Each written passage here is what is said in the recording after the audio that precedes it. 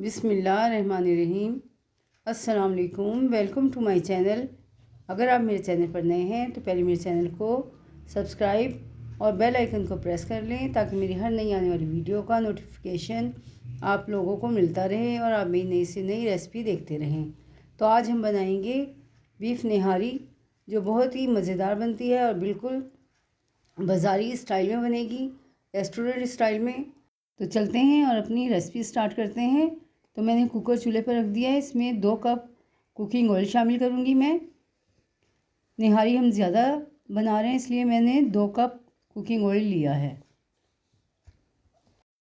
तो ऑयल हमारा गर्म हो चुका है। अब मैं इसमें 3 मीडियम साइज़ मैंने प्याज़ें ली थी, जिन्हें मैंने बारीक बारीक काट लिया है, वो शामिल करेंगे और इसको डालकर हम फ्राई करेंगे।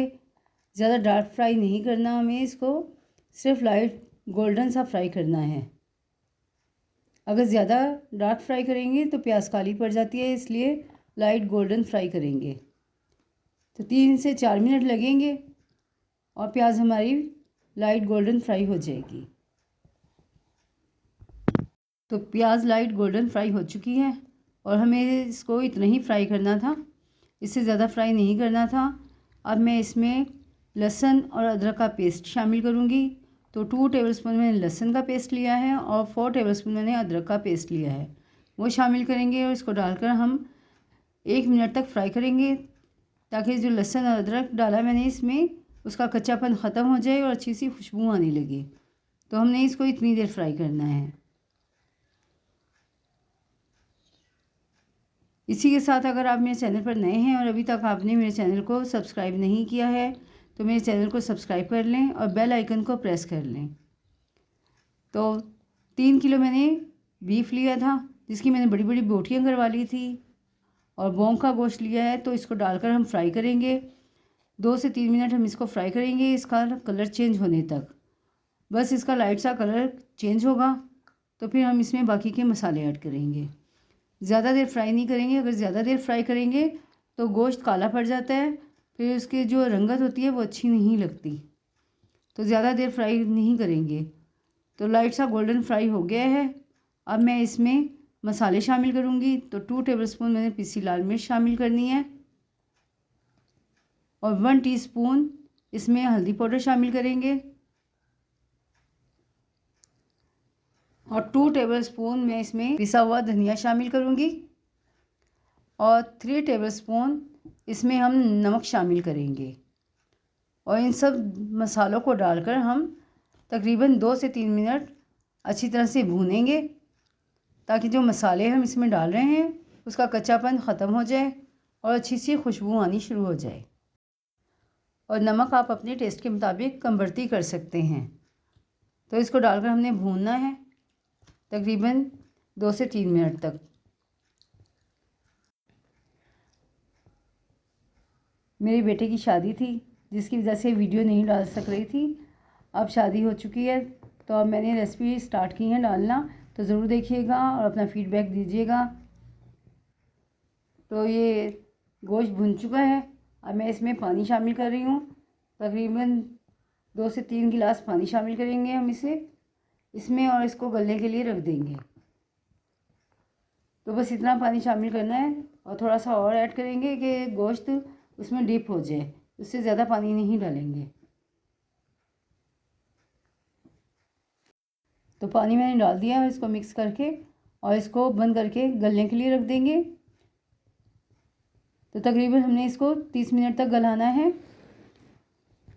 पहले ये इसमें स्टीम बनेगी। स्टीम जब बनकर और सीटी बजनी शुरू होती है तो उसके बाद हम टाइम नोट करेंगे और उसके बाद हमने इसको 25 मिनट तक रखना है और 25 मिनट बाद हम चूल्हे को बंद कर देंगे। तो 25 मिनट हो गए और मैंने चूल्हा बंद कर दिया था और इसकी स्टीम भी निकाल दी है और मैंने खोला तो गोश्त गल चुका है। अब हम इसको भून लेंगे।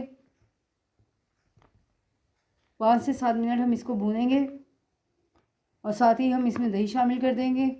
तो 4 टेबलस्पून मैंने दही ली थी, वो शामिल कर दी है और इसको डाल के भून लेंगे। और निहारी मसाला ऐड करेंगे। तो निहारी मसाला मैंने शान का लिया है और शान का निहारी मसाले का मैंने पैकेट लिया था, तो वो पूरा इसमें ऐड कर दिया है। निहारी ज़्यादा बना रही हूँ, इसलिए मैंने पूरा पैकेट ऐड किया है। अगर आप कम गोश्त ही बनाएं, किलो या 1.5 किलो गोश्त ही बनाएं, तो आप इसमें से हाफ़ डाल सकते हैं और हाफ़ बचाकर दोबारा इस्तेमाल कर सकते हैं। तो निहारी में 3 से 3.5 किलो गोश्त की बना रही हूँ, इसलिए मैंने इसमें पूरा पैकेट ऐड किया है। और इसको डालकर हम भून लेंगे ताकि निहारी का जो मैंने मसाला डाला है वो भी इसमें से पक जाए अच्छी तरह से और उसका कच्चापन ख़त्म हो जाए। तो भूनते भूनते मुझे इसको 5 से 7 मिनट हो गए हैं और ये भुन चुका है। अब हम आटा लेंगे, 1 प्याली आटा लिया है मैंने और उसमें 1 कप पानी लेकर और आटे को घोल लेंगे अच्छी तरह से, और कोई गुठली नहीं पड़नी चाहिए। इसको अच्छी तरह से मिक्स करेंगे ताकि कोई लम्स ना रहे इसमें। अगर लम्स रहे तो अंदर जाके गुठलियाँ बन जाएंगी, इसलिए इसको अच्छी तरह से मिक्स करना है। तो गोश्त में सबसे पहले हम इसमें पानी ऐड करेंगे और पानी को थोड़ा सा गर्म होने देंगे, पकने देंगे इसको, सालन को। फिर हमने जो आटा घोल के रखा है वो शामिल करेंगे। 3 से 4 गिलास मैंने इसमें पानी ऐड किया है और इसको पकने देंगे।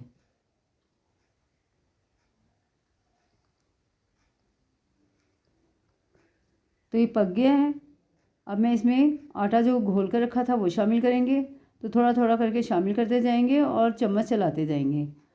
चम्मच इसलिए साथ साथ चलाएंगे ताकि जो हम इसमें आटा डाल रहे हैं वो अंदर जाके गुठलियाँ ना पड़ें। अगर आप चलाए बगैर एकदम सारा आटा डाल देंगे तो अंदर जाकर ये गुठलियाँ बन जाएंगी। फिर जो सालन की रंगत है वो भी अच्छी नहीं आती और जो निहारी का जायका है वो भी अच्छा नहीं होता। इसलिए इसको चलाते जाएंगे और आटा ऐड करते जाएंगे। और आटा डालने के बाद हमने इसको इतनी देर पकाना है कि ग्रेवी गाढ़ी हो जाए और आटा भी अच्छी तरह से पक जाए इसमें। सालन आप अपनी मर्ज़ी से पतला या गाढ़ा रख सकते हैं। और बाकी का आटा भी हम इसमें ऐड कर देंगे और इसको डालकर मिक्स करेंगे। और इसी के साथ अगर आप मेरे चैनल पर नए हैं, अभी तक आपने मेरे चैनल को सब्सक्राइब नहीं किया है, तो मेरे चैनल को सब्सक्राइब कर लें ताकि मेरी हर नई आने वाली वीडियो का नोटिफिकेशन आप लोगों को मिलता रहे।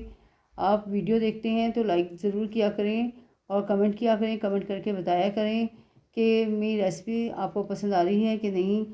आप फीडबैक देते हैं तो मुझे अच्छा लगता है। तो अब हम इसको इतनी देर पकाएंगे कि इसे अच्छी तरह से जोश आ जाए। तो निहारी में उबाल आने शुरू हो गए हैं और अब हम इसमें अदरक शामिल करेंगे। अदरक मैंने जूलियन साइज़ में काट के रखा हुआ है तो वो शामिल करेंगे। 1 पीस लिया था मैंने 1 इंच का, उसको मैंने बारीक बारीक काट लिया है और वो शामिल कर दिया है। और 1 नींबू का रस लिया है वो शामिल करेंगे। नींबू का रस मैं इसलिए शामिल करती हूँ कि इसका जायका बहुत अच्छा आता है और फिर बच्चे ये नहीं करते कि निहारी का टेस्ट पता नहीं चलता बच्चों को, तो वो अलग से नींबू नहीं निचोड़ पाते। तो इसलिए मैं साथ ही शामिल कर देती हूँ, फिर बिल्कुल भी नींबू की ज़रूरत नहीं पड़ती और टेस्ट भी ज़्यादा अच्छा आता है। तो इसमें अच्छी तरह से उबाल आ गया और जोश आ गया। अब हम इसमें गरम मसाला ऐड करेंगे। 2 टीस्पून मैं इसमें गरम मसाला ऐड करूँगी। और तो अब हम इसको मिक्स कर लेंगे और मिक्स कर कर हम इसको डिश आउट करके और फाइनल लुक दिखाते हैं, क्योंकि निहारी हमारी तैयार हो चुकी है। तो निहारी तैयार हो चुकी है और मैंने इसको डिश आउट कर दिया है और इसको हरे धनिए, हरी मिर्च और अदरक से गार्निश किया है। उम्मीद है आपको मेरी रेसिपीज़ पसंद आ रही होगी, तो इसको लाइक और सब्सक्राइब करें, बेल आइकन को प्रेस करें। अपना बहुत ज़्यादा ख्याल रखें। मिलते हैं नेक्स्ट वीडियो में एक नई रेसिपी के साथ। तब तक के लिए अल्लाह हाफिज़।